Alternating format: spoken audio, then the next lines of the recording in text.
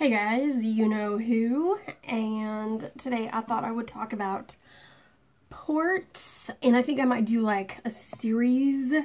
Like today I'll do, what is a port? What is it for? How do you use one?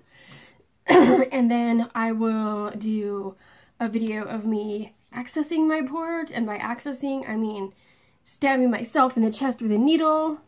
So if you don't like needles and you don't like blood, you're not going to want to watch that one, but that's okay. I don't mind. So do you, okay? And then I think I'll do like a pros and cons of a port video, because ports are a kind of a big subject. It's a big decision to get one or to not get one. So I think it does probably warrant 3 videos.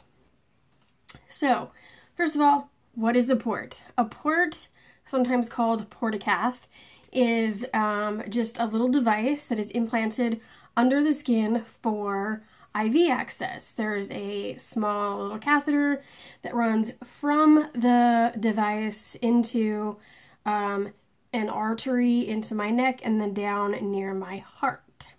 So this is a little card that came with my port. It's like an info card, like if I'm ever in a car accident or something, the EMTs know that I have a port and what kind I have.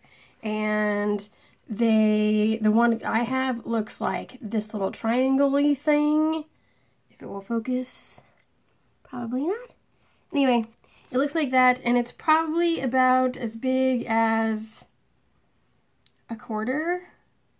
Sorry if you're not American and you can't reference that. Maybe a little smaller, maybe even. But it's triangular, so it's hard to say if it's the size of a quarter or not. But it's triangular. Mine is made out of titanium, and it has like a little rubber, the round part there that you see, that's made out of rubber, and that's where the needle goes in. And then I have IV access to my bloodstream. And so, yeah, like I said, it's implanted, like you can see my scar right here. It's implanted under my skin right there. In me personally, like the scar, my scars like tend to get like wide. It's called keloiding. So that's what my scar looks like, that. But most people, you know, who've scarred or in like really thin lines, you could probably, once it's all healed up, probably not even be able to tell it's there.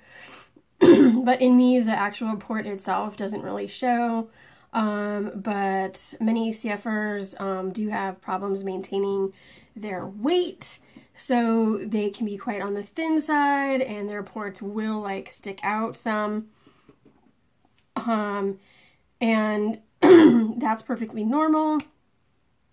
If having your port show is like a concern for you, as it is, I know, with a lot of women, there are other places they can place them. It's not as common, but sometimes they will put it like in the back of your arm, like right here. And sometimes they will put it like underneath, like where your bra strap would land, like right here-ish, somewhere. I don't know, I've never had one there. But for me, having it show was really not a concern. I didn't care. But I'm just happy. I'm just lucky enough that like I have enough weight and enough boobage that it doesn't show in me. So, like I said, for me it wasn't a concern. For some people it is. That's fine if that's a concern that you have. And what it is used for, like I said, it's basically IV access. The antibiotics. Oh my gosh, my throat today. Okay. We have these little cotton floofy things floating around in the air, and I'm like a little bit allergic to them, so I'm a little like, excuse me. So anyway, it's IV access.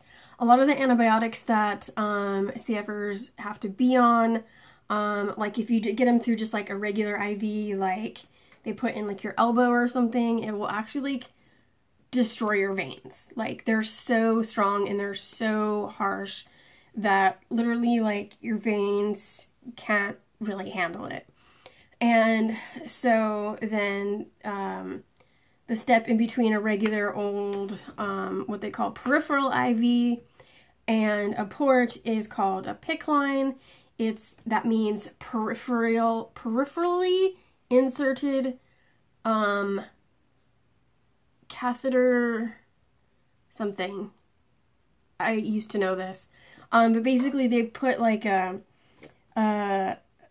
tube, they insert a tube into your arm, and it goes into like the large part of the vein here, and then it runs from there like in the vein up through your shoulder and down near your heart. And the arteries like right near your heart and everything, they are thick enough and strong enough and tough enough that they can handle the IV antibiotics. And, you know, it pretty much drips into that artery and then right into your heart and then whoosh everywhere else.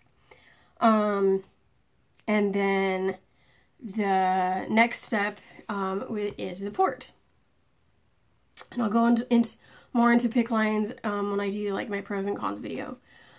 So like I said earlier, the port has a little tube. It's a tiny little tube, like I can barely even feel it, but it runs up from the port itself up to about right here where it enters an artery in my neck and then goes down and ends near my heart. And you know, I can't feel it. You know, sometimes like certain medications, if they're injected too fast, I can kind of feel like a funny sensation, like pain medications going through it can like all of a sudden I'll feel like warm or like kind of tingly maybe for a little bit, and it's just kind of this wave that comes over me. But nothing extreme.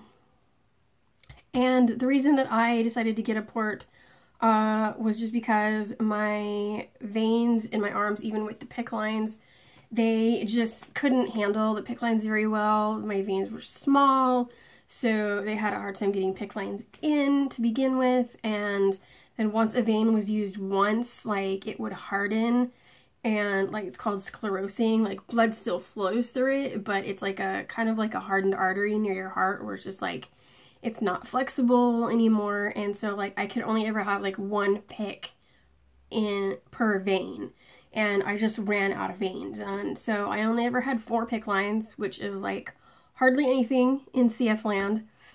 And so I went to my doctor and I was like, look, my veins just can't take it, you know. And so we discussed it, and it was decided that a port really was the best option for me. And so I had it placed, and let's see, I'm on my second one now. I had my first one for 5 years, and it was actually placed lower than the one I have now. The one I have now is here, and the one I had before was about here. So it's only maybe like an inch and a half lower, but it was like actually in the very top of my breast tissue, and there's enough tissue there that it made the port like wobbly.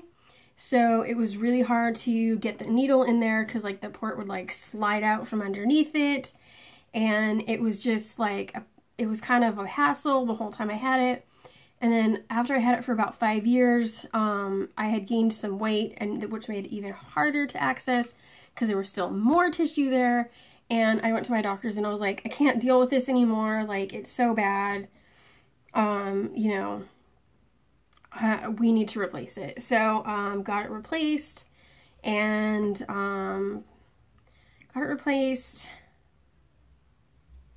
I think this summer will be 2 years ago. Yeah, this summer will be 2 years ago that I got the new one. So,